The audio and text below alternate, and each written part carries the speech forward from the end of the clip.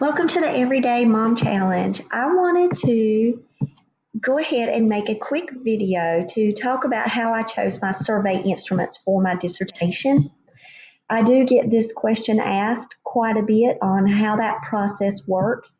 So I want to talk with you, as you saw in my folders here, talk with you about how I really narrowed it down. So as I was working with all of my literature review articles and building up my chapter 2, I was also keeping an eye out of what researchers in the field were using as far as survey instruments. So if I happened to see the Durrell and it was the Duke University Religion Index, I was like, okay, and it's only 5 items, that would be very quick. Let me go and find this thing. And so I would go and I would look the articles up.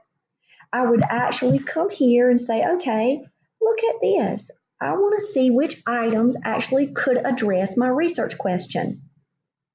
So my research study looked at religious practices of single mothers. So my first research study looked at church attendance.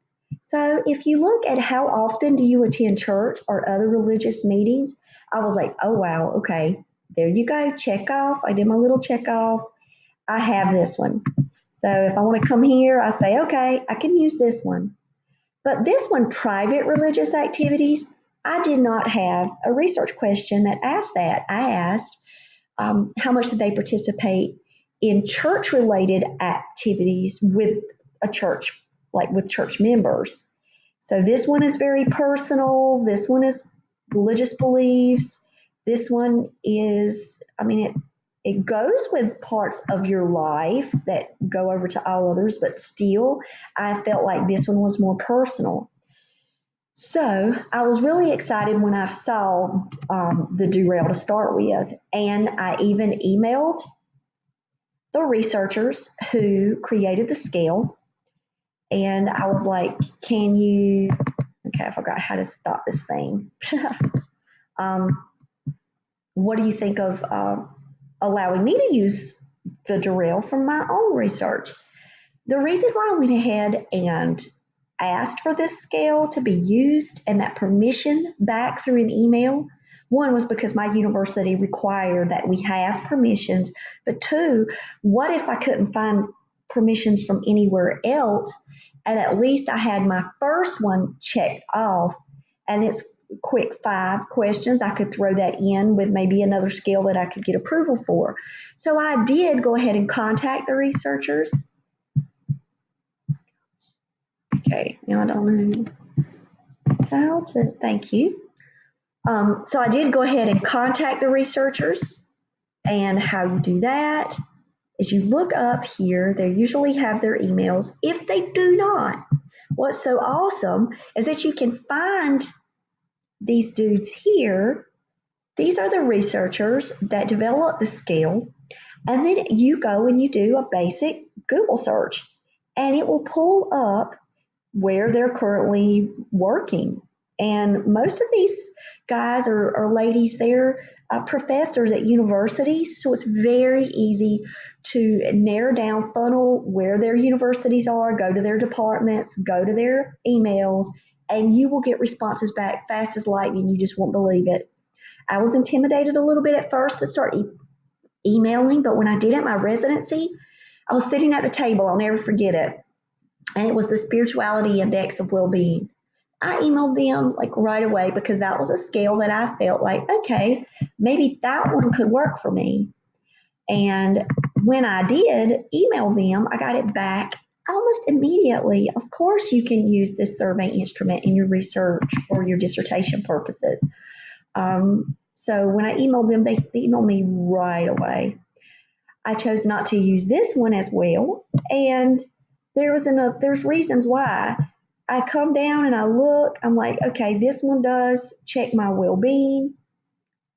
I could use this one, but I found the PERMA model, and they had their own scale, the PERMA profiler, and I found that was exactly what I needed to measure my well-being.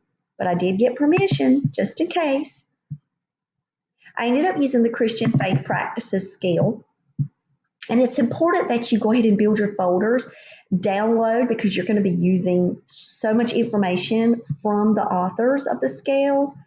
And it's good to just go ahead and find the single sheets, even if you have to build a sheet yourself, because you're going to be using these in your appendix. You're also going to be using them when you go to a platform like SurveyMonkey to create your own links.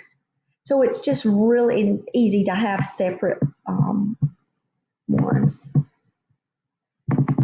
So as you can see with my surveys, these were all of the ones that I continued to pursue just in case.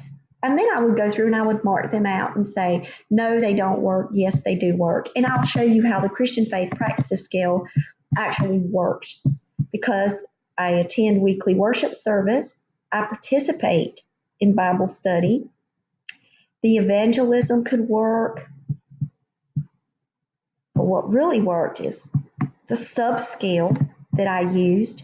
I provide hospitality and care to strangers. I volunteer time to help those less fortunate. And I participate in activities that promote social justice in society. Those were all related to church participation. So that was why I chose the Christian Faith Practices Scale, because it hit research question 1 and research question 2. So that's how you can narrow it down. But I would say, as just a best practice, find multiple scales, find these instruments that will work, that have high reliability, high validity. That's very important, of course, as you know. And start contacting.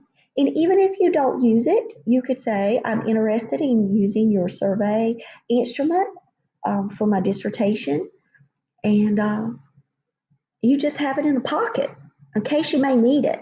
Because let's say you're going through a review and your methodologist goes, that's not the best scale. You need to research other scales. Well, then you're in a pinch, because then you've got to start researching again. You've got to start contacting people again. But what if you had all of these other choices that you could choose, and then you could say, oh, I have another one. Let's pull it in and let's see if this one would pass through the methodologist review. So I just think that it will save you a lot of time and energy later, and it would really cut down on your stress if you knew you had multiple scales that could address the research questions that you have in play. And that's one of the most important concepts to always keep in mind. And whatever survey instrument you choose, it needs to be aligned with your research questions, or you will get a kickback. So I hope that this has been helpful to you. Again, don't have any fear with contacting these professors or the authors of the scales. Make up a form email explaining who you are, what your topic of study is, and that you would like to use their scale, and send it out.